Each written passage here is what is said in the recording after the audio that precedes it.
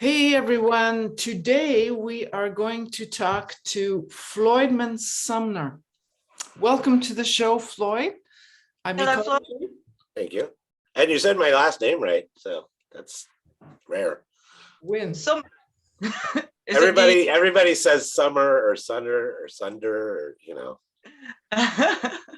So, Floyd, I will call you Floyd, I think, because it's a You little can bit. call me Floyd. That's So, how did you first? Well, have you always been interested in art? Did you grow up watching cartoons and things like that and comic books? How did you first Oh get yeah, going?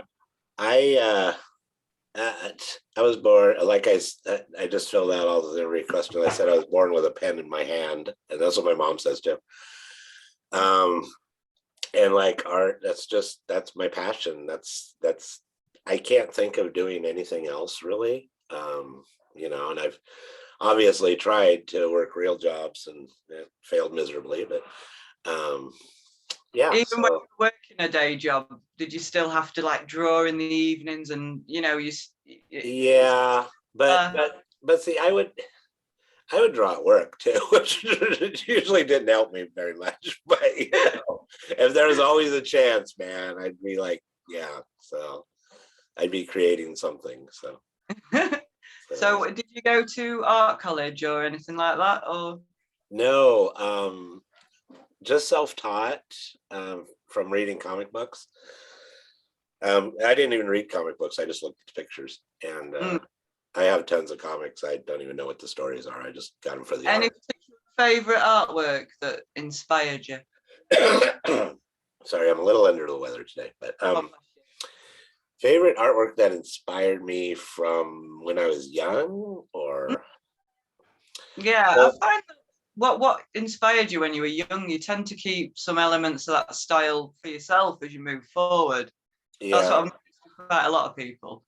Well, I guess it was the first thing that really inspired me was wacky packages, because I was a kid, and I tell this story a lot, but I was a kid, and every week we get our quarter in allowance and go to the drugstore and buy candy and stuff, and then there was that one fateful day where on the counter was this brightly colored box that said wacky packages, and it said stickers and gum, and I'm like, hey, I'm like what, 6 years old. That's me. So I didn't know what they were, but I opened them up, looked at them, laughed at them, suffered through the cardboard gum, and started collecting them then. And I think that had a lot to do with it. And who knew that, like 30 years later or so, I'd be drawing for them. I'd be doing them. I'd be drawing them. It's like a dream come true, so. Amazing. Yeah. So that helped. And then comic books, I always wanted to be like Neil Adams, for comics, and so, I read Batman and Superman, all that. And I wanted to be a comic book artist.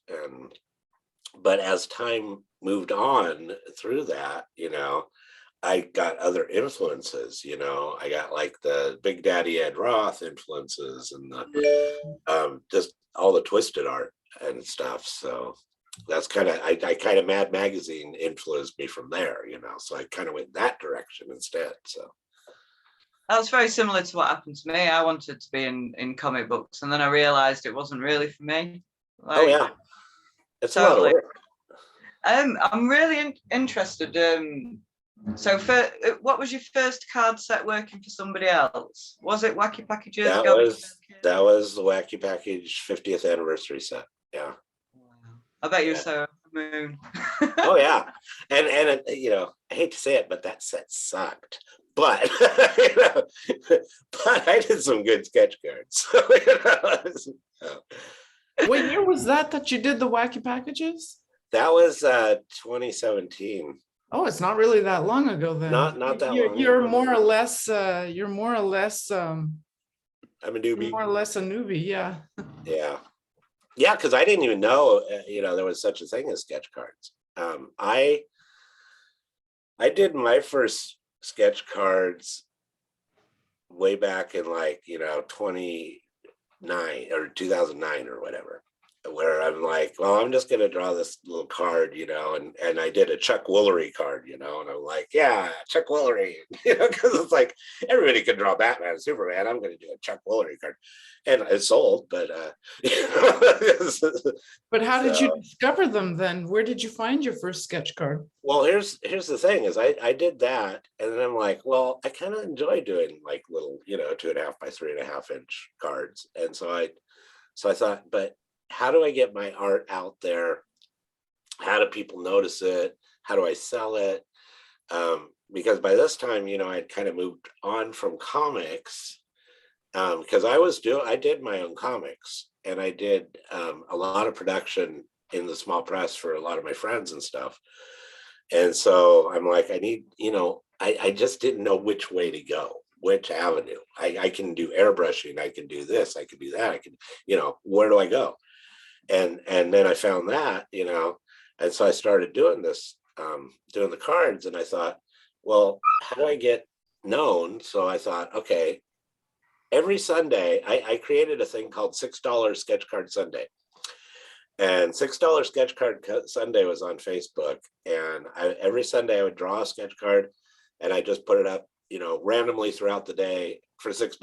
And the first person said, I want it, got it, And I did that every week, and so people started to, hey, so then they were waiting for it, when's he gonna put it up, and I did some, it was mostly like, it was whoever was in my head needed to escape. It wasn't like, I'm gonna draw something trendy that I know people buy, no, because I have some examples here. How like I turned them all, luckily I took all of these sketch cards that I did, and I turned them into my first card set, which is the Planet F Studios card set.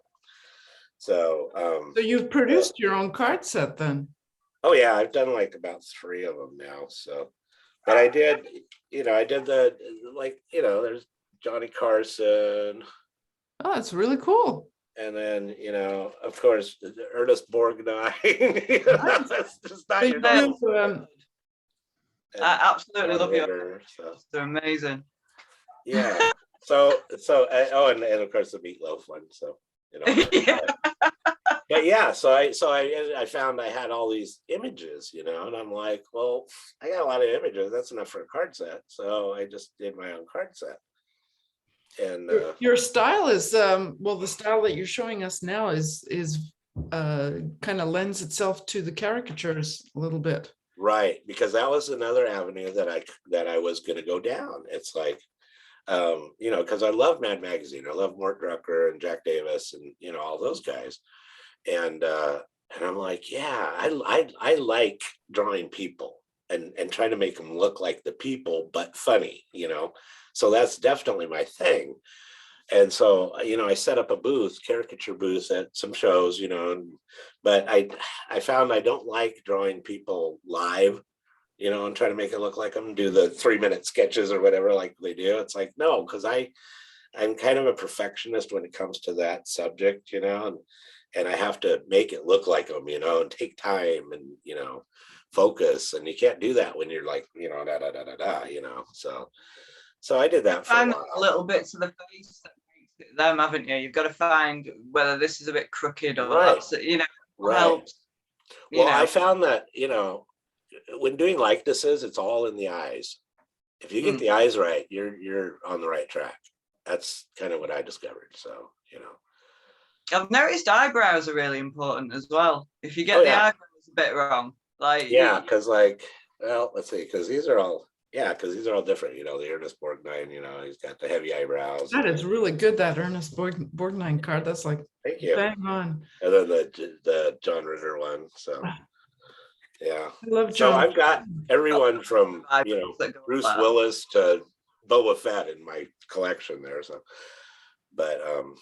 but yeah, so that was my first card set that I put together myself, and that was all trial and error, and in terms of Best like way to learn. What's that? The best way to learn, trial and error. It is totally. And were you able to market your first set from doing these $6 sketches? Did you build a following from them and they were ready for your printed sets? Or I think a lot of people just wanted cheap sketches, but but at the shows though, because I do Comic Cons, and comic shows, and they sell really well. I mean, that's and what I do is I sell not only the packs. I do like a pack of 8 for like $6, but they're random ones, or you can buy a card for $1, and I have like a whole bunch of different ones, so it's the quantity that adds up at shows, and I do pretty good with those. So So yeah. I'm just making notes because I just started doing Comic Cons myself, so I'm listening. Yeah. I was just going to it's a say, Lindsay blast. just did her first one last weekend and is learning for her. Yeah. Works. Were you with Marcia on that? No, Marcia did something the day before me. Oh, that was a okay. Comic Con, but I think we both had Femi Taylor there. Who played Ula in Star Wars. Oh yeah. The events, yeah. Oh, I think cool. that was just the day before I did mine. Cool. Yeah, I have one this weekend in Boise, Idaho, and they have Kyle Paycheck.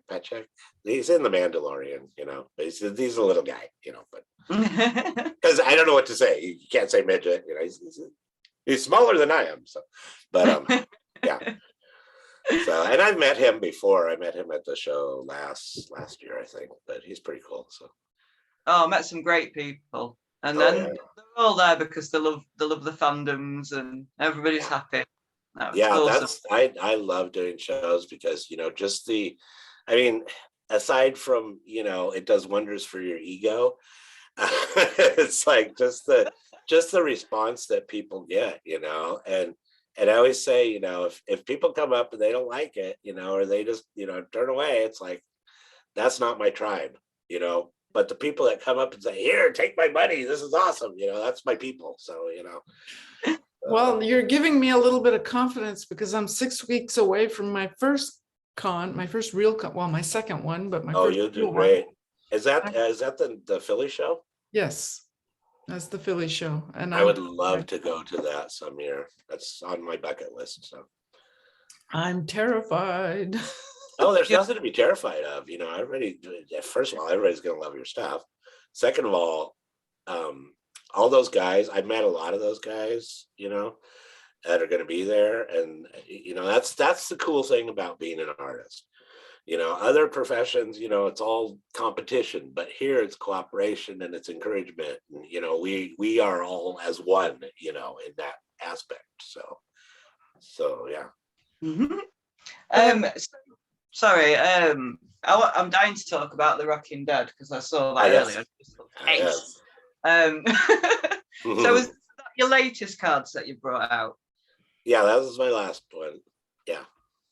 So I did like a mystery card set where it's like I got like a bunch of promo cards from like Richard Parks and these other sets that I worked on, and so I had like all these promo cards, and I'm like, well, what do I hand them out? Do I what? And so I just decided to do like a mystery set. So I did mystery packs, and I would put some of those in there, some of these in there, and some Rocking Dead in there, and just sell those, So. Cool. So when you do a set, so do you usually put about 8 cards out at a time, 8 or 9? Well, see, the thing is with the Planet F set, that was 8 per pack, because I have, I don't know, probably about 65 or 66 total images on that one. With Rocking Dead and also my Halloween Horrors one, which I don't have an example here. I probably do, actually. I'm working on my other Halloween Horrors, but This is so cool. We get to see your studio. That's awesome. Oh yes, this is the art dungeon. Yes. Art dungeon. Yes. No. That picture over there is from Mitch O'Connell, not Mitch McConnell, but Mitch O'Connell, who's one of my favorite artists. The one right next to him is Ghost Rider by my good friend Dan Feldmeyer and Steve Wilhite. And then Jason Edmondson did that rat fink over there. And then I've got a Tom Richmond Dracula right over there. So what was that giggle for? Okay, so these are my Halloween ones, if I could get them out of here. But the Halloween ones were also originally sketch cards, and they were drawn this size pretty much. And because I did a Halloween set every year, and every year I had this one big fan, and he's still a big fan.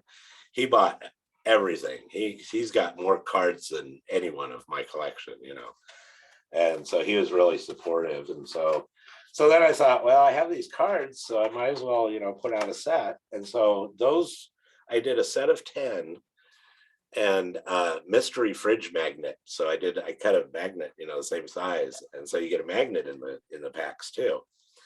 And so I sold those as packs of 10. And then Rocking Dead was also, you get the complete set of 10 Rocking Dead plus a bonus card. And there's like about 6 or 7 different bonus cards, including like the metal card, which is really awesome. So yeah. That's so cool. So what are the details? May I just ask quickly, Lindsey, the details of you putting out your sets? Did you plan? You just kind of fell into it. I was going to ask you if you planned it, but you just said that you kind of just decided, well, you may as well put out a set because you had the cards there. So you kind of fell into being a card producer. Frankenstein one. So Cool. It's a shame if the people who are actually just listening to the podcast can't see I know. They're going to have to click the link that's in the description box below so they can go to YouTube to see it. Well, I kind of get OCD on like presentation and packaging. And I don't have an example of the packaging of the. That's what I wanted to ask you, because I really love packaging. There's some people who don't do it because of the extra cost or whatever. Yeah, because it's like when I know boxes or something like that, or packets. Exactly. So how did you go about finding someone who could make those for you and print them? Actually, it's all me. It's all me. So like I do have a Rocking Dead pack right here. So this is a Rocking Dead pack. Yes. And this you have the I'm sorry, you must have the machine to actually close the yes, I do have a sealer. And you have a special printer, I would imagine. Oh no. These are all I send out for the stickers. They're just stickers. They aren't printed on there. So and the first version of my packaging was kind of funny, because first I just got bags, from Clear Bags is where I go, but I just got bags that fit cards, and they were clear, and I'm like, well, I want to do something about that. So then I had stickers made that wrapped around the clear bags, but then that was all annoying and obnoxious, and you couldn't get into the bag. And I'm like, there's got to be a better way. And I was just kind of going through Amazon one day, and it's like, foil packs, sealed foil packs, and I'm like, I have seen them on Amazon. I've seen those. Yes, and they're cheap, and they're all you do is seal them up. And then they have a little tear thing on the top. You just tear them off and open them up. And I thought that's awesome. And they have ones that fit this size. Yours are really gorgeous. Actually, they're really pretty. I think you can also get a template to do it like. How can I say, a small piece of paper? I think it's a 5x9 or 8 or something. Anyways, and then you just fold it together. Like the old wax packs. You can do those too. Yours are really nice, though. I mean, if I was going to do packs, I would totally do it your way. Yeah, because it's just and it's perfect. And then at shows, I should have brought the box. I made like a display box for them, so they sit like a regular, people pick them up and they buy them. And that's perfect for a small producer that's not ordering thousands and thousands and thousands of printed packets and boxes, and and you can make them at your own pace as well. That's a really good idea. Yeah, and the cards themselves, I went through Karen at Iconics, to do the She's set. amazing. I have to, real shout out to Karen. She is just amazing. She is really awesome.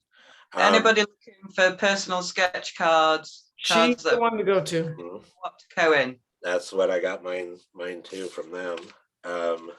But yeah, but like the Planet F ones, it's like, well, I didn't have the money to do that, and I didn't know how many sets I wanted for those because they're all random. So with those, I just kind of went through Vistaprint, and I got I got postcards, which come like 4 per postcard, and then I just cut it myself. So. Oh, Yeah. what a good idea. Richard Parks told me about that. Like, Yeah, that's awesome. yeah. Hey, yeah. Do they work out almost exact size then for chop? Oh yeah, chop? yeah. This is 2 3.5s or 2 3.5s by 2 2.5s. So it's just the thing is you got to cut them like exactly. So none of these are cut exactly. So they're all like off. But I'm sure you have a guillotine cutter, right? I use one of these. I don't use a guillotine one. I use the slider one. Oh, a slider. Oh, Yeah. slider. Yeah. Sweet. Yeah. So It's so hard to get it spot on though. I was cutting up some. I had some uncut boards, and I was trying to cut them up, and it all came out different sizes. oh yeah. Yeah. I know when you put like too many on there, and it's like you try to cut it, and then it just kind of starts shifting. That's how I broke my first one. I was just like, I can do loads. Well, that's how I broke my first one. It says it'll take 10 pieces, you know. You're confident, don't you? Right. Yeah. Well, you didn't know it said 10 pieces, not 10 pieces of cardstock, you know. Yeah. Awesome. But yeah, that's so Rocking Dead was, you know, that was a fun set, and that was, you know, years in the making. But you know, and everybody likes it, you know. So do you plan to continue doing it? Yes, I would like to do another set. Here's a couple of the cards here I got. My favorite is Jaundice Joplin. So. Oh wow. This Joplin. Okay, for people who Yeah. can't see this, you've got to see his Jaundice Joplin card. That's pretty amazing. And then each one has a saying about the character on the back. So the Jaundice Joplin one says, jaundice is proof that even in the world of zombie rock, there is still room for female flesh eaters. While belting out great tunes like Piece of My Heart as a side of brains, and me and Bobby McBleed, she is one hard rotting woman who is never gonna stop unless she sees a nice tasty fan. So. That is awesome. Bravo. Yeah, and I wrote all those. Very good. And my grown jet. Have you done Hendrix yet? What's that? Have you done Hendrix yet? Oh yeah. I've done Hendrix, of course. That's the first one. So. We've done them all. I've done them all. These are so good, guys. You're gonna have to check them out. Dad. So that's my Jeremy Hendrix. Jeremy Hendrix. Oh my God, that's outstanding. And his is as one of the leaders of the psychedelic black movement. Jeremy is considered one of the greatest zombie guitarists of all time, with such brain-splattering hits as All Along the Mortuary and the timeless classic Are You Exhumed? He is in no hurry to burn out despite his best efforts to do so. Awesome. Oh, that's brilliant. And then there's like David Lee Roth and David Lee Roth. Yeah. So they're just a fun set, you know. I mean, I love they're brilliant. What can I ask? What materials you use to do your art? Because I've been having a look, and it's very vibrant, and there's there's a lot going on in them. Yeah, when I do my finished card sets, there's a lot of kind of Photoshop touch up, but for the most part, it's Copics and colored pencil. And then these babies here, which is I've got my new favorite pen, which is a zebra pen. And these are awesome. These are brush pens, and this is a yeah. Ooh. So they are so cool because they're cheap for one thing, but the tip is like that. Oh, nice. And they can do a thin line, a thick line. Tips. Yeah. So this is just an awesome pen, and it's Copic friendly. So you can do Copics over it; it won't smear unless the ink's still a little bit wet. But Yeah. But yeah, these are awesome. I ordered these in bulk from Zebra. So. Wicked. I've got one of their nano rubbers. I think that was a zebra. You know, the tiny little rubbers. Rubbers. Yeah, eraser. Oh, okay. Oh, eraser. Oh my God. I thought rubbers will mean something completely different to you. Yeah, I didn't know they sold those. Yeah, all of a sudden it's like weird. Oh, lower the toe. Eraser. Like, when those times come up when you just have to draw and fornicate at the same time, look out. We're here for you. I just love the look of confusion. What? Like they make, let's see, do they make condoms? Do they make boots? What? What?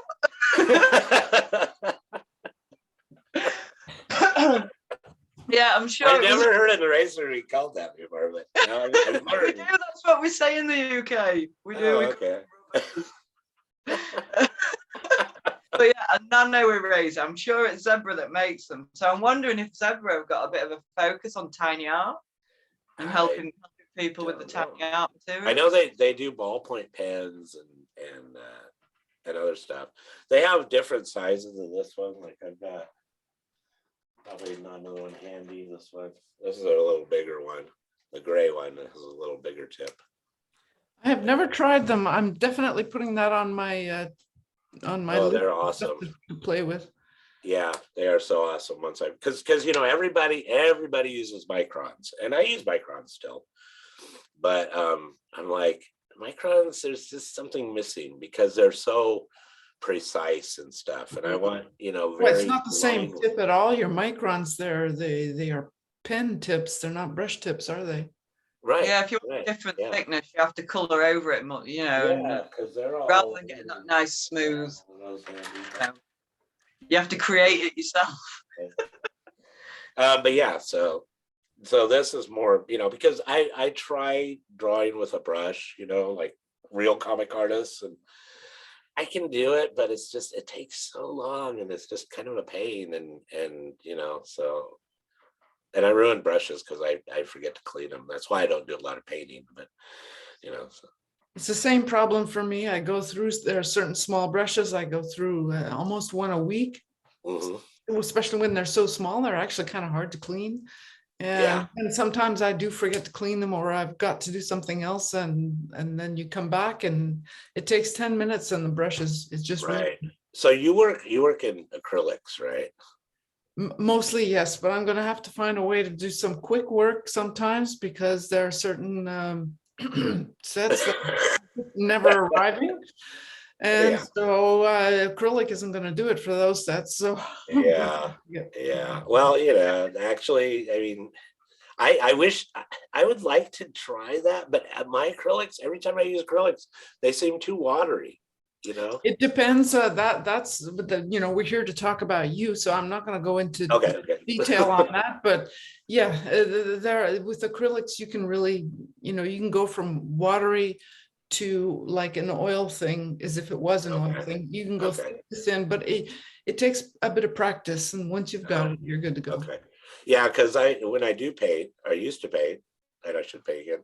I like acrylic, or I like oils. I love oils. So. Oh, I love oils too, but my studio is not as fancy as yours, and I don't have. It's not fancy. I'm in a basement. Okay. Well, so am I. But first of all, it's a shared room, and then it's very small. The air, there's not enough air in there for oil paint. It's not good. Yeah, really not good.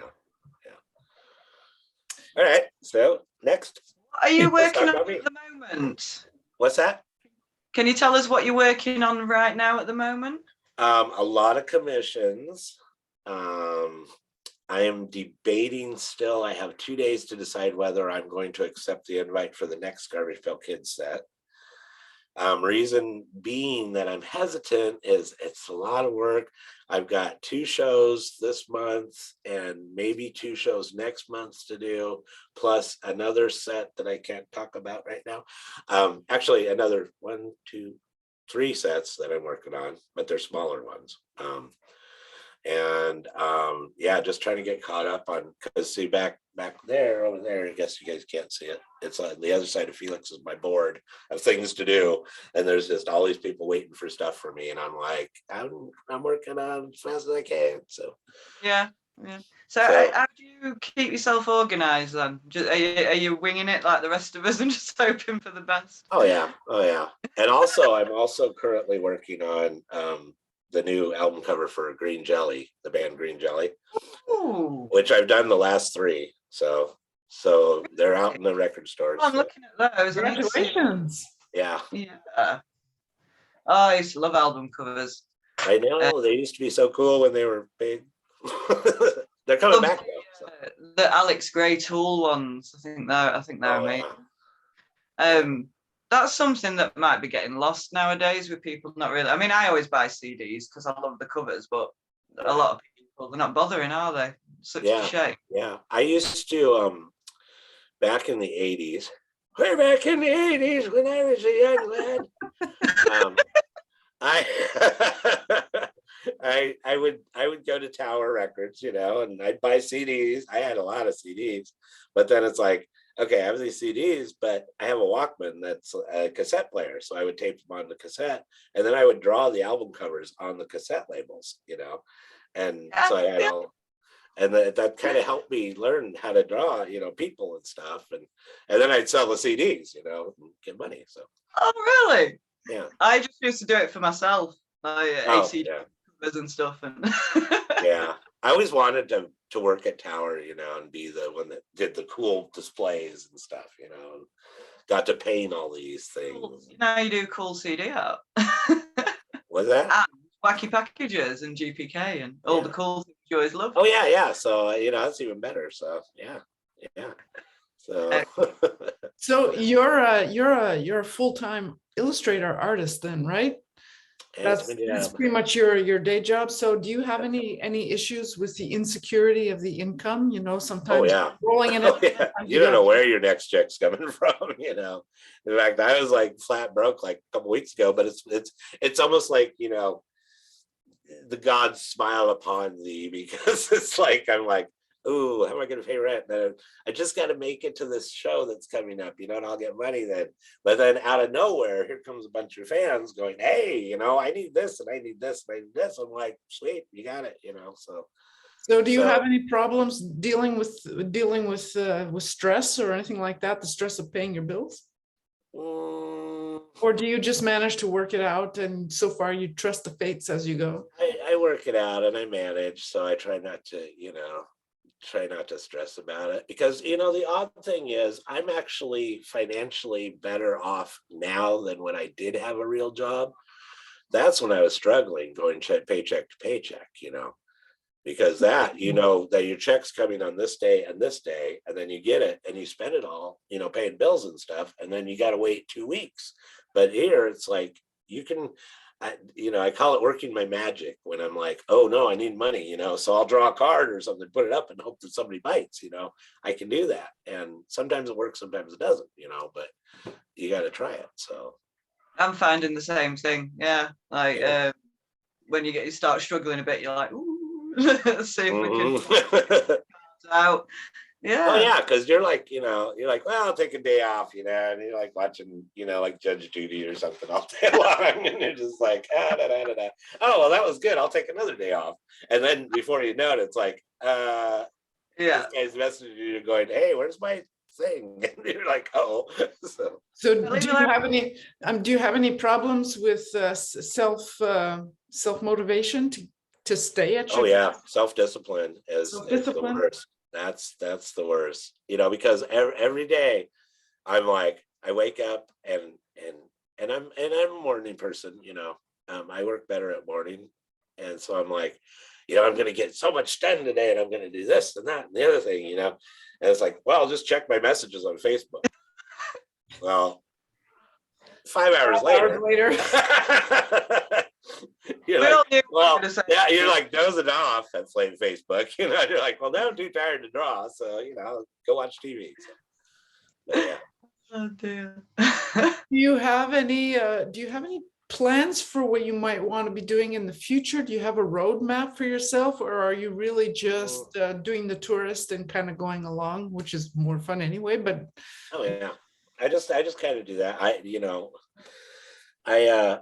had a problem with my computer a couple weeks ago, and I was talking to the computer support guy, and I used to do customer service in call centers, and I told him, I said, yeah, when I was doing that, I just approached it as this is my call-in radio show, and and that's what I do to scam artists who like call, I answer the phone, I go, caller, you're on the air, so they don't know what to do. Brilliant. We get like 80% of the phone calls we get at this house are scam, phishing.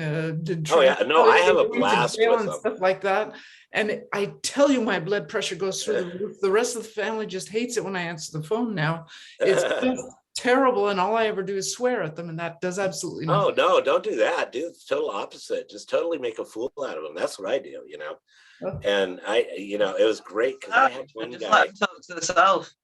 And then can they call? And do you have to hang up, or can they hang up? Because if you have to hang up, they'll just keep. Well, it depends. It depends on how they, what kind of thing they got going. But I had this one guy, and I drove him so nuts, because he's like, "You've won the financial." Gift for the COVID and la la la la la, and I was like, really? Well, where are they going to mail it from? Well, it's coming from the Washington D.C. but and I'm like, well, but you mentioned Puerto Rico, so is that going to be U.S. mail or not U.S. mail? And we went back and forth so much that it was the best ending to a call I've ever had, where finally he said, you know what? You are quite mad. And he slammed down the phone, and I'm like, yes. Amazing. Successful. I do that with them on the Facebook too when they try to message me. Oh, so many scams around. You gotta be careful now. I know. And they're so obvious too, and so it's just. Yeah, back to me. So people pretending to be celebrities. Yeah. But like I was saying, so I was talking to this guy, and he's like, we got to talking about what I do, and he's like, you have the best job in the world, and I'm like, you know what, I do. Oh man, I'm so pleased you managed to achieve what you wanted to achieve. I think everything's mostly gravy on top at this point for you, isn't it? Well, yeah, most of it's potatoes still, but I'm getting the gravy, getting there. Do you have a dream project you'd like to either produce or work on or something? A dream project. You know what? Just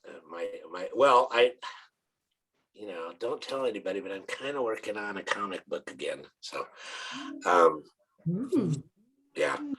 So, and I'd like to continue doing that. It's similar to the old underground comics, which is, what people need, but hopefully without offending too many people, because they're so easily offended nowadays. Oh. Yeah. I know what you mean. That's the trick. That's the trick. It's like, the new Garbage Pail Kids set, they said no blood, no poop, and no racial stereotypes is the rules.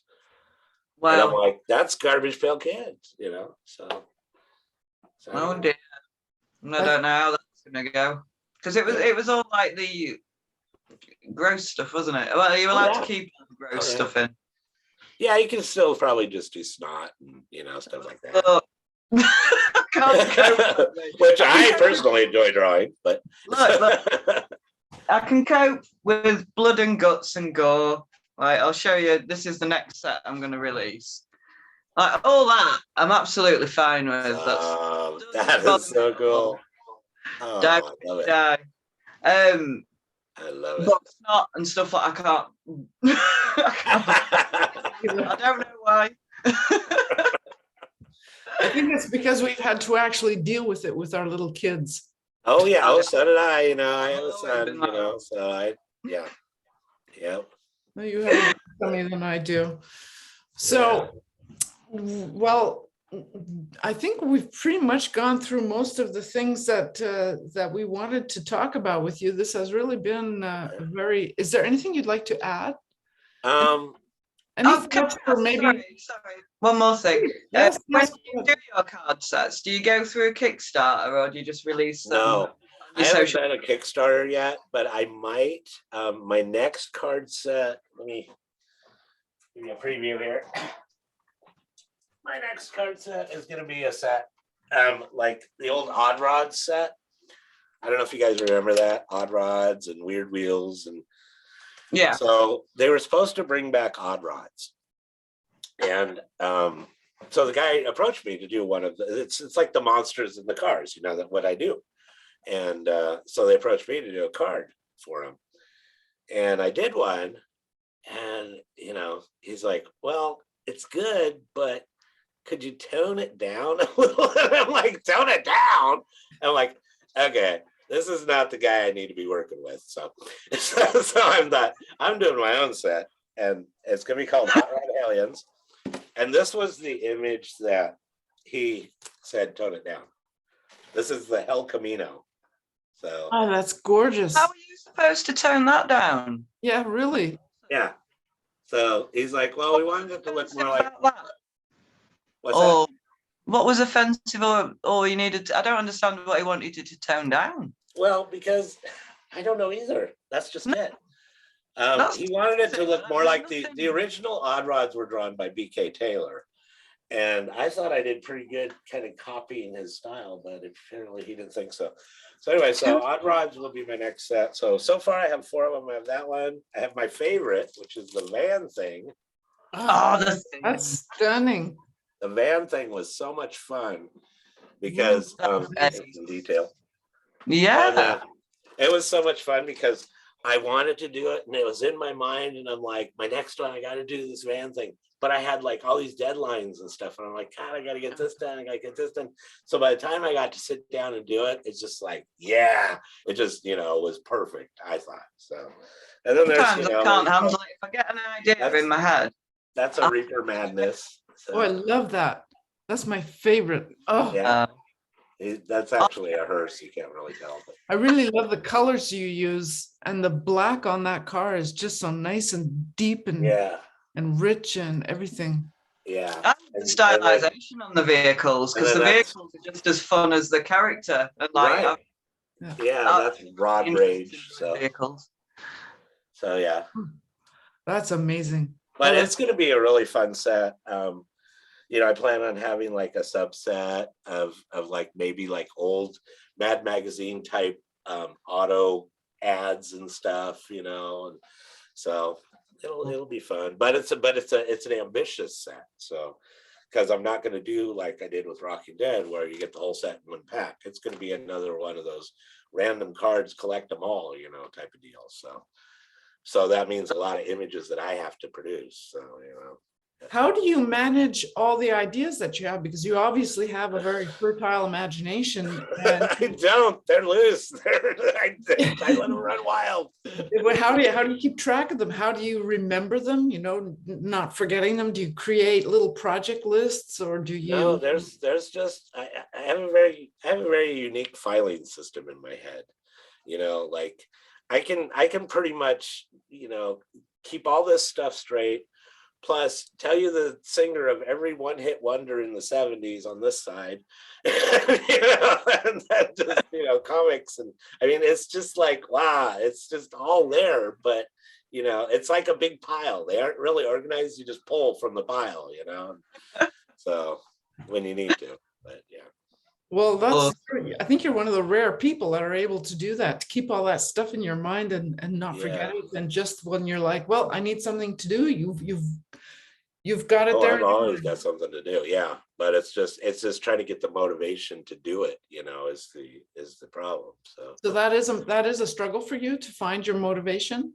Yeah, sometimes. Because it's like some projects are, you know, like the van thing, it's like you just want to do it, you know, you can feel it, you know it's going to be awesome when you're done.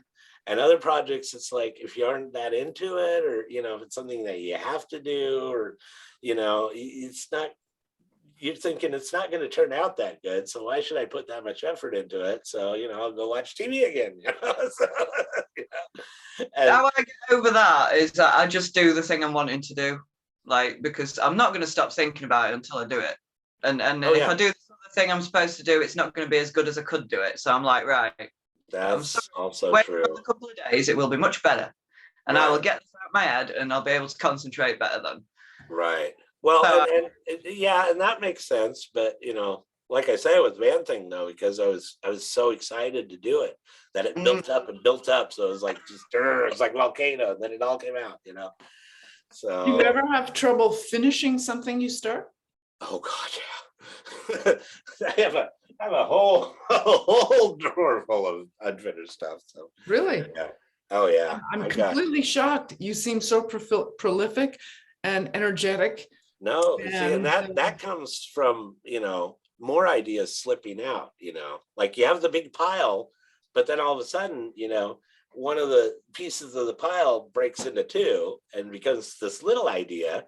And you're like, oh, and that gets in your head. And then you're like, oh, I got to do that. And then so you start doing that, but then you're like, well, that was a stupid idea. And then you push that aside, so. I think that's why I like sketch card size, because you can complete multiple pictures in one day, and you can finish it. It's not going to sit there unfinished. I did 65 Garbage Pail Kids cards in 2 days. And I wish I had the image of the final one that I did, which was the return. What I did was, I was procrastinating, and they were due like on that Monday, I was supposed to send them in or something. So it was like Thursday or something. I'm like, oh, let me just watch TV a little bit and I'll get to them. So then Friday I wake up and I'm like, yeah, I'll leave the TV off. But and so I sat down, but I'm like, how am I going to do this? So I put on every Pink Floyd album chronologically from start to finish for that weekend and listened to them all back to back while I'm just drawing. So the last card that I did was the Atom Bomb that I did for, my friend, or he commissioned it. It was a triptych, and it was just so insane because my brain was just so, much by that time.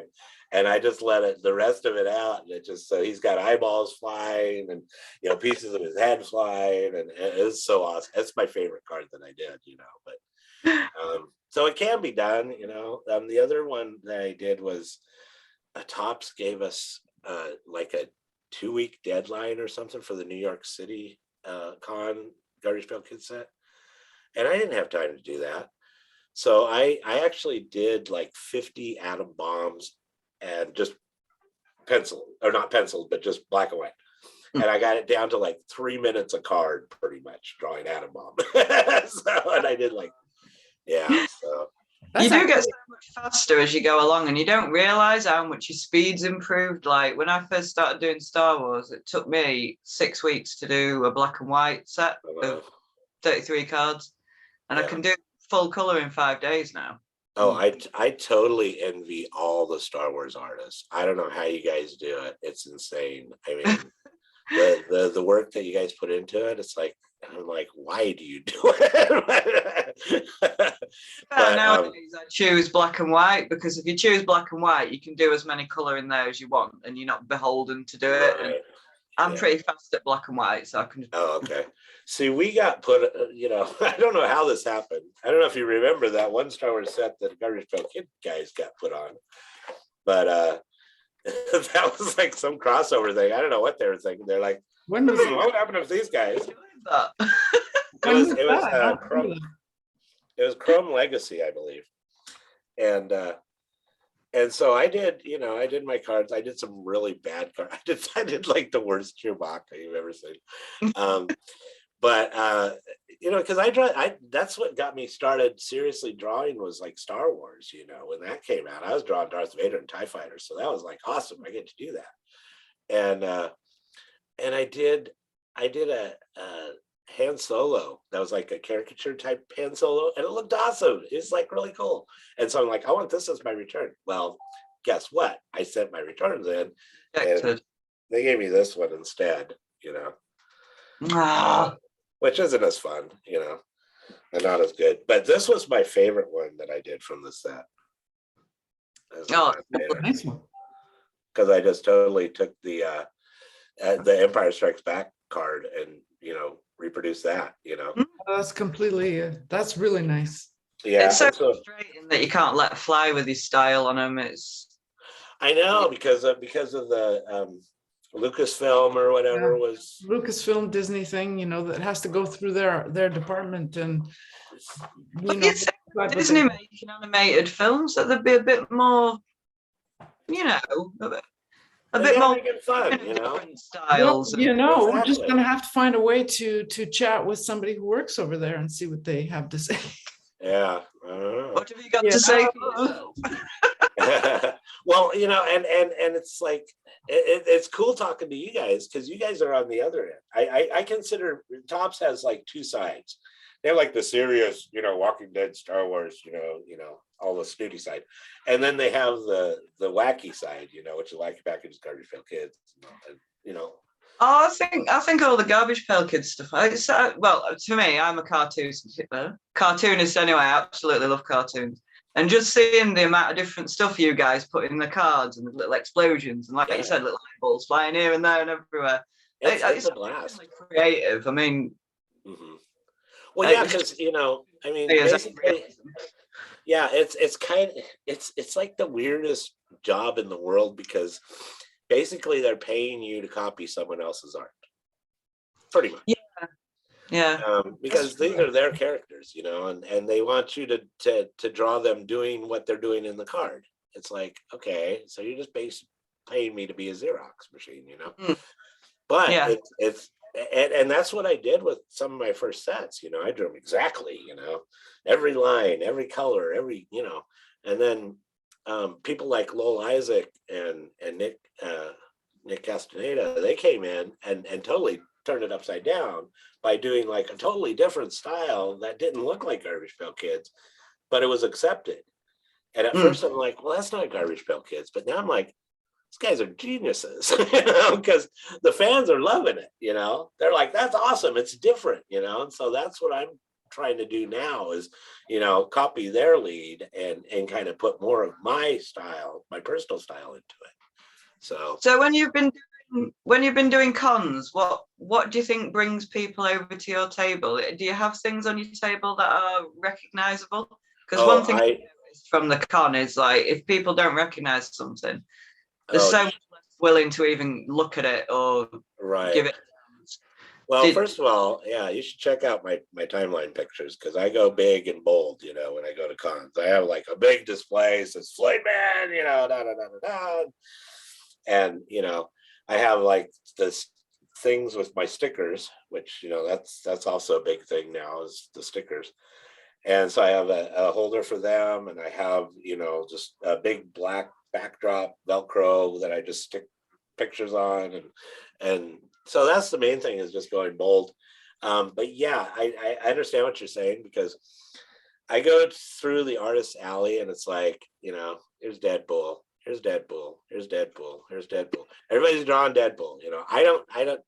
I drew Deadpool, but I drew Deadpool driving a Charger, and it says Jimmy Charger, and he's the big Deadpool, it's a little car, and so it's different, and actually, and then my one of my favorites is my Thor Wheeling one. So I put Thor in like a 4x4, and he's like Thor Wheeling, and so I take things that are familiar with people, but I kind of adapt them to what I enjoy doing because right now I mainly draw what I enjoy. That's what I finally figured out. It's like before I'm like, again, it's like, do I airbrush? Do I paint? Do I, do graphic design?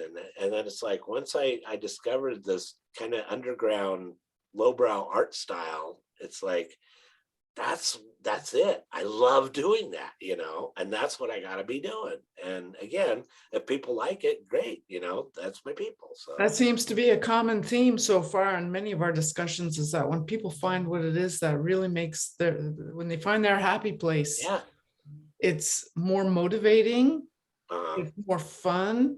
right, Other people seem to enjoy it, and it seems to take you where you might want to go, or yeah, at least a little further down the road. right. That's awesome. Well, and the kids, they like it because it's kind of goofy and cartoony. And, I do like a Garbage Pail Kid kind of, a lot of bug-eyed monsters and, the spit and snot and everything. And so they all dig that. And then the parents, oddly enough, I get a big response from them because I don't know. Are you guys familiar with Ed Roth and Rat Fink? Not Rat.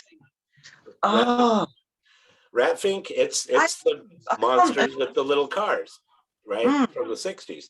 And that was created by Ed Roth. And that's it. yeah, and so I actually became I am an officially licensed Ed Roth artist, so I can draw Rat Fink and sell it and stuff and not get in trouble. Cool. But see, that was big on a lot of the parents, especially the dads, because when they were growing up, they worked on hot rods and they had the Rat Fink t-shirts, and stuff. And they're like, dude, Rat Fink, and so they're like, they have the money. So I'm like, yes, Rat Fink, give me money.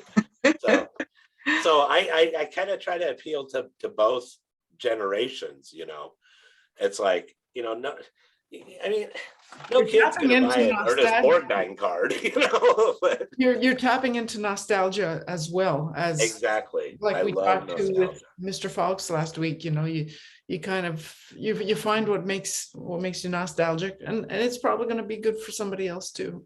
Oh yeah, and that's why Garbage Pail Kids is so popular right now. It's not the kids buying it; it's the adults who were kids when they first came out. So it's so frustrating being in Europe because our copyright laws are a lot stricter than the US, and so we won't get away with doing anything like Mad Magazine or anything like that.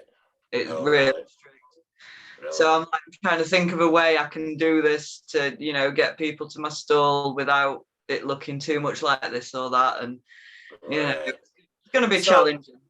Well, yeah, that is tough in the UK because here we can always just go with the parody clause, and that's what I do. That's what I kind of, am like skirting the line on. It's like, well, yeah, it's him, but I'm making fun of him and that's satire. And that was already, proven to be okay in this court, and yada, yada, yada. And that's what US law is. Characters together to make a completely new character. You might get away with that, but just two, it's like too recognizable and well, and unless you make it so obvious that obviously goofy, that they're like, that's like so and so, but it's ridiculous. So that's all. That's great. That's what you got to do. Is just so. I might just try it and just hope that if anything did happen, I'd just get a cease and desist and get sued. Yeah. Well, I hear Disney's the worst for, and unfortunately Disney owns the world. So it's like we've got a pretty big Comic-Con in Wales, and they actually turned up at Wales and shut one of my mates' stalls down. Did they really turn up there? My gosh. Wow. They don't go around the small ones, but some of the larger ones, there will be reps who randomly go around. So you've got to be, Well, a similar thing happened when they first started the Walker Stalker cons about Walking Dead in Georgia, no less. They did the very first one, and AMC showed up and shut a whole bunch of people down. Like, you can't draw that. You can't draw that. We own that. And they're like, it's Walker Stalker. That's what it's all about. What am I supposed to draw? Like Snoopy or something? It's like, no. So. Oh, that's very informative. Bring more fans in. They haven't done it since. They haven't shut anything down since. But I'm not if I get a cease and desist, yeah, okay, I'll stop doing things. But until then, it's like it's coming out of here. I mean, yeah, it's your character, but did you ever think he would be doing this or that or the other thing? So, and that's why I try to do a different take on like popular trendy characters. When I do trendy characters, I still refuse to draw Baby Yoda, but I haven't drawn Baby Yoda. I never probably will. I refuse to. It's like I'd rather draw like, you know, Don Rickles or something. I don't know, but you know, I'd love to see your version of Grogu. no. You won't. You will never see it. Oh, Yeah. Not even a gross snotty one with one eye hanging out. Oh yeah, I do something like that. So, but yeah. well, we're pretty much winding down. We'll have to pretty much start to tie up our loose ends here. Where can people find you to go see all the amazing stuff that you're doing?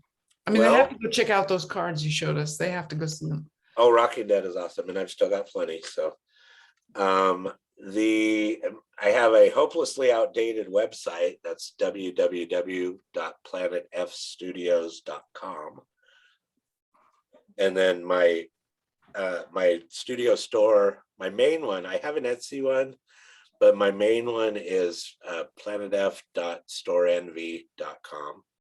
So you use Store Envy too? Sorry, I'm going on track here. Do you like it? I use Store Envy, and you know, I don't. It's not like all these other guys that, you know, you're like, how are they doing that? Where they're like, oh well, I only got like 20 orders today. It's like, no, I get like 20 orders a year, you know. So if that, but you know, it works for, you know, I send people there, and people, if they like stuff, they'll buy stuff. But I like the format. So do you prefer Etsy or Store Envy? I prefer Store Envy.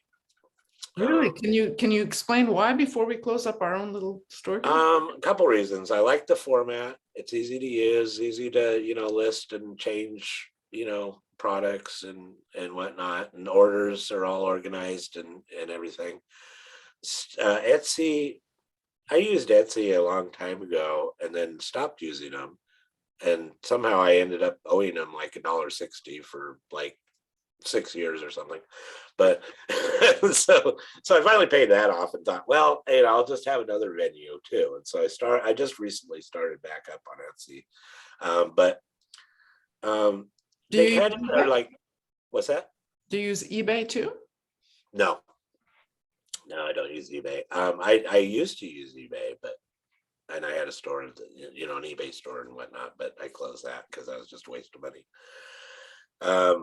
I mean, I would sell stuff, but not, you know, anything that's going to make me rich. So Etsy, they kind of, I don't like, they're kind of pushy. I feel they're kind of pushy where they're like, you know, did you send that order yet?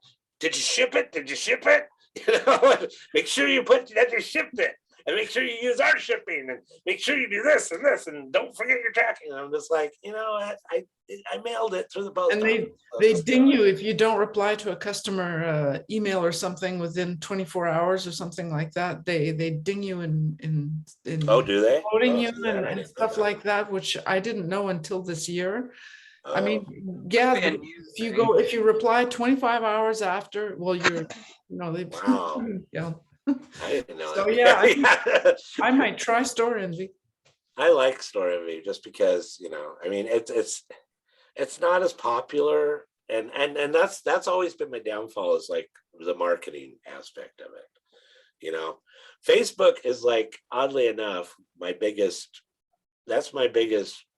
resource for getting jobs. Same here. I'm on Instagram, but I mainly use my desktop more than my phone, and Instagram is a phone-based app, and I hate that. Because if I scan something in my computer, you know, it's in my computer on my desktop, and I can just click and put it on there, you know. But Instagram, you have to like take a picture of it or something, or, you know. It's frustrating. Yeah, and then I haven't used Twitter since hashtags and the hashtags too, right? That's why I haven't used Twitter since since probably the 2016 election. It was a huge thing, just very huge. Yeah, it was so big at the time, but now, yeah, the best platform. yes. So I don't do that. I don't even remember my password for that one, but so it's Instagram, and and I don't do TikTok because it's like, it's like You I have gotta to wait. dance to be on TikTok, I think. Isn't that what you have to do? That's what I was gonna say. It's like, it's like I'm saving up so I can get my butt implants first, So Give the fans some twerking. right. Yeah. So Okay. Well, do you have any other questions before we close? We could easily be here all day. yeah, when is this gonna air and who's gonna see it? Yeah. Well, this will air for very for people who are listening. We just taped this one. What month are we? April, early April. Yeah. And it'll probably go out the end of May, I think. Oh, I wow. don't have my calendar right in front of me, but yeah, we've got a bunch in front of us. I think you're number 14, 13, wow. 13, I think. Lucky 13. I'll be in the home by then. I'll have to nurse, just turn it on the big TV set. Oh, you're good at that. Oh, yeah, a lot of people said I should have been a voice actor. No, brilliant. I wish I could do more voices. See, like I say, my throat's really sore, but when I do karaoke, I do like Kermit the Frog, Well, you need to come back to talk to us about this secret project you're doing when you do finally. Yes. Get to release it. We'd like you to come back and talk to us about it. And yeah, I would love to, because it's going to be big. Let me tell you. When are you releasing it so that we can I learned the hard way. Never announce when something is going to be released, because you'll never get it. I'm beginning to understand that now that I'm working on book 3 of the book series. And I keep saying, it's going to be, the Kickstarter is going to be then. And it's just, I have a terrible feeling it's going to be just a weensy bit later than I said. Yeah. So you're right. It's better to maybe. Well, yours is quite the ambitious project, though. I mean, this last one, it's like mind-boggling how many images are in it. Oh, yeah. It's crazy. Oh my God. The collectors have been really amazing. But so we're going to get back to you on your secret project. So please shoot us, either one of us, a note. Oh yeah. When it's coming close, and then we can bring you back on and let everybody know what's happening with that. Definitely. This was so much fun. We should do it again. Oh, would love to do it again. A big thank you from me here in Canada, and Lindsey. Massive thank you from me. It's been so much fun to talk to you. I've laughed a lot over the past hour. Well, see, I try to follow suit with what I draw, because I draw fun, and I try to be fun, It's like, well, I want to buy your stuff now just because you've made me feel so good. Hey, planetf.storenvy.com. So Canada shipping might be a little bit more, but it's always a pain to ship across the sea. Oh gosh, I don't know what it's like for you in the UK and in the US and all, but shipping anything outside of Canada, it's like ridiculously expensive, unless it's the same way shipping it in. So apparently China have got a ban on shipping at the moment, air shipping. I think they're still doing stuff overseas, but really?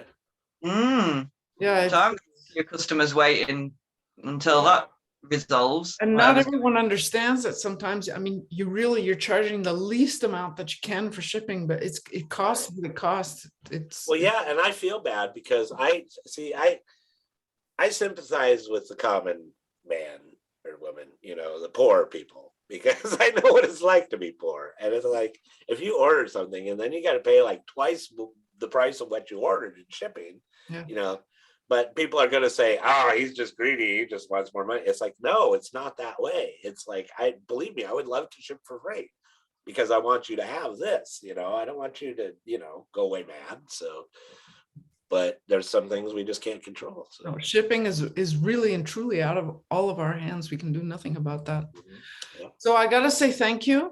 Thank you.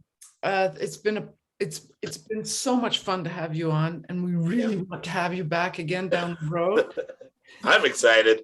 I'm so excited to be a part of this plan. I'd love to be another guest sometime in the future. Well, that's outstanding. The best of luck to you with everything you're doing right now, and we'll share all the links to all your stuff in the show notes.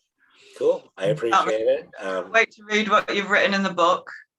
Like Floydman's going It's to be long, let me tell you, and I didn't use punctuation either, so I gave Ingrid. I have an editor. I mean, an electronic editor, and Oh, I good, go through because it, I was and like- somebody else goes through it, so it'll be checked. It won't be I was fault. like, I'm going to make this just as difficult as I can for her to try to, no figure out. paragraphs or anything. Just Yeah. Well, I went with the numbers, so each number coincides with my answer, so it just kind of runs on and on and on. Okay, well, thank you. For Floydman in Ingrid's third book, and if you don't look after it, look out for it. I'll be cross. Oh, that's right. In the So will I. UK, you say you're cross to be Mm, angry. we're That's something we don't say here. Well, I the know. previous generation did, but none of the young folk do now. You Yeah, don't say we're. cross and Yeah. you don't say rubber. We've discovered Yes, that yes. this episode. That was- You don't erase your artwork with a condom. And you don't get cross. How's that? Oh dear me. Okay, we better. All right. Goodbye. Thank you so much to everyone for listening as well. We'll be back next week. Okay, thank you again, Floyd. All right. Thanks, guys.